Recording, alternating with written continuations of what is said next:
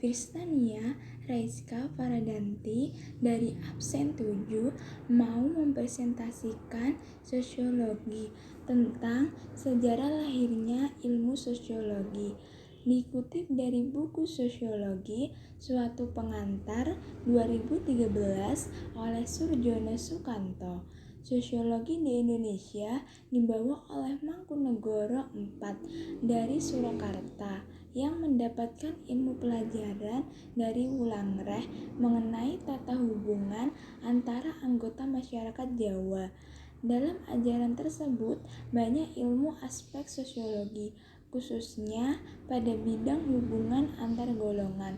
Tak hanya itu, Ki Hajar Dewantara juga menyumbangkan konsep-konsep sosiologi mengenai kekeluargaan dan kepemimpinan, di mana konsep tersebut diterapkan dalam organisasi pendidikan taman siswa. Saat itu, sosiologi masih dianggap tidak penting karena banyak orang Belanda yang menulis tentang sosiologi. Namun, dikupas secara ilmiah dari non-sosiologis dan belum menjadi ilmu pengetahuan. Tingkat pendidikan yang mengajarkan ilmu sosiologi kala itu hanya sekolah tinggi, yaitu Rijkshogeschool di Jakarta.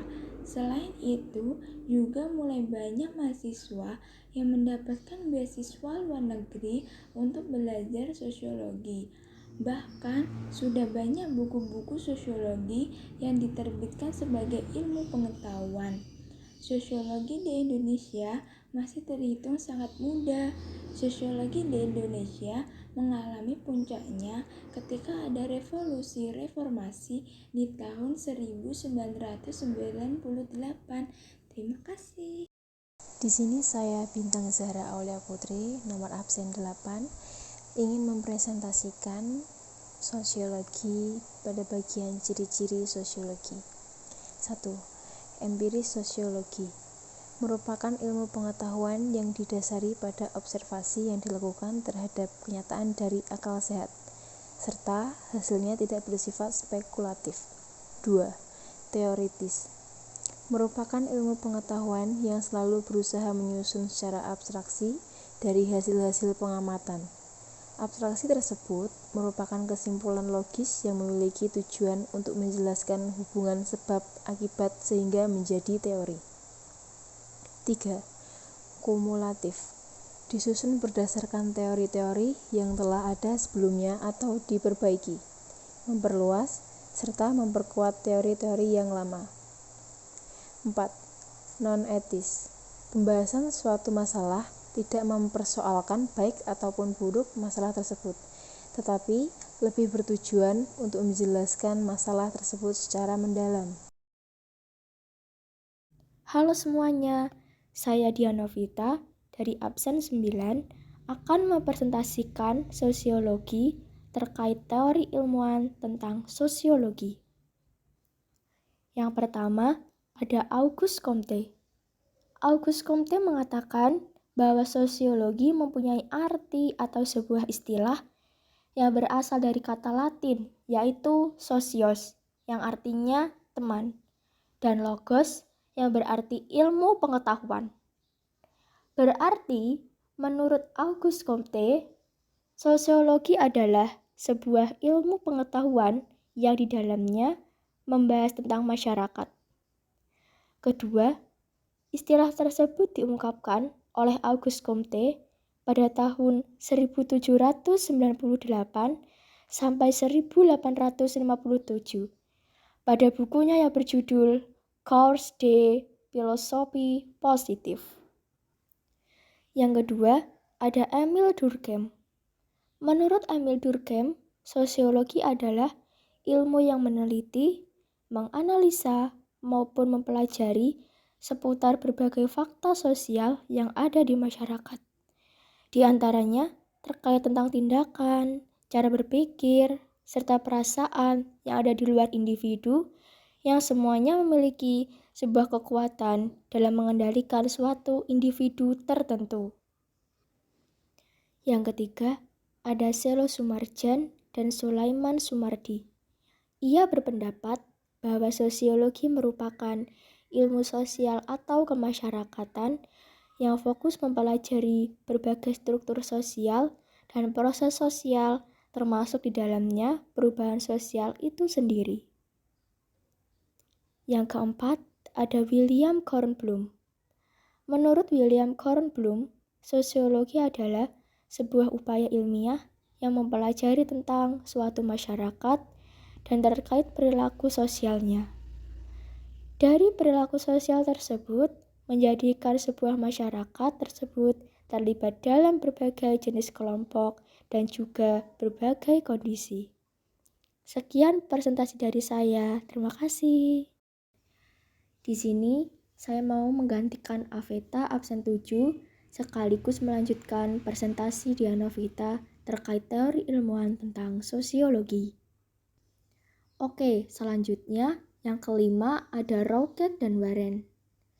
Menurut Roukek dan Warren, sosiologi adalah ilmu yang mempelajari tentang hubungan antar manusia terhadap kelompok sosial yang ada di dalamnya. Yang keenam, ada Surjono Sukanto. Menurut Surjono Sukanto, sosiologi adalah sebuah ilmu yang pusat perhatiannya adalah segi masyarakat, serta memiliki sifat lebih umum yang memiliki tujuan untuk mendapatkan pola-pola umum yang ada di dalam kehidupan masyarakat. Sekian presentasi dari saya. Penjelasan selanjutnya akan dilanjutkan oleh rekan saya yang bernama NK. Terima kasih. Assalamualaikum warahmatullahi wabarakatuh. Halo semuanya, perkenalkan nama saya NKHSK, saya dari kelas 10I. Di sini saya akan melanjutkan presentasi yang dibacakan oleh Dian sebelumnya. Dan saya akan mempresentasikan serta membacakan teori ilmuwan tentang sosiologi. 7. A. von Dorn dan Lammersdorn berpendapatan bahwa sosiologi adalah sebuah ilmu pengetahuan yang di dalamnya membahas tentang berbagai struktur serta proses kemasyarakatan yang bersifat stabil. 8.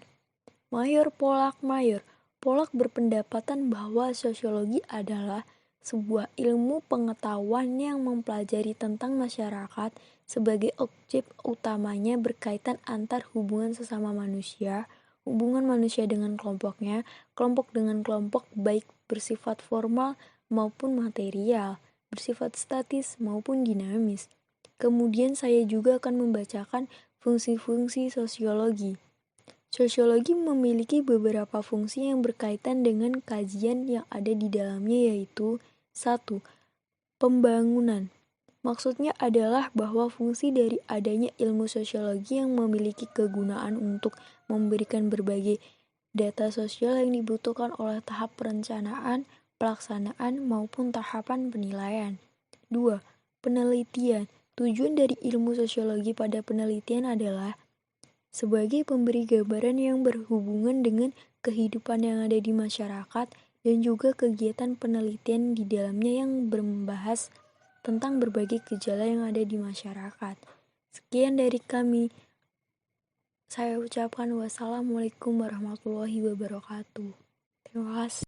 Di sini saya Vina Agustin dari absen 32 mau mempresentasikan sosiologi tentang fungsi-fungsi sosiologi dan metode pemecahan sosial. Fungsi-fungsi sosiologi dengan adanya penelitian oleh sosiologi diharapkan mampu memberikan berbagai solusi yang dapat dipakai untuk menyelesaikan masalah-masalah sosial yang ada pada masyarakat. 3. Pemecahan masalah sosial. Fungsi selanjutnya adalah sosiologi berfungsi untuk memberikan solusi untuk memecahkan masalah sosial yang ada di masyarakat. Masalah sosial sendiri umumnya muncul karena adanya kesenjangan sosial yang terjadi karena adanya perbedaan antara sebuah harapan masyarakat dan kenyataan yang terjadi. Seperti yang telah kita bahas di atas, bahwa untuk dapat menyelesaikan masalah ini, harus ada sebuah penelitian khusus yang dilakukan untuk memahami gejala-gejala yang terjadi di dalam masyarakat, sehingga kemudian akan mempermudah langkah penyelesaian sebuah masalah yang terjadi. Selanjutnya, metode pemecahan sosial. Berikut ini beberapa metode untuk memecahkan masalah sosial, yaitu 1. Metode antisipatif adalah sebuah tindakan yang bersifat mencegah dan mempersiapkan sesuatu yang mungkin akan terjadi. Yang kedua, metode represif, suatu tindakan yang bertujuan untuk memberikan efek jera kepada pelaku pembuat masalah sosial yang ada di dalam masyarakat. Yang ketiga, metode restitusif, suatu tindakan yang di dalamnya berupa pemberian sebuah reward atau penghargaan kepada seseorang yang telah menaati hukum sebagaimana yang telah disepakati bersama.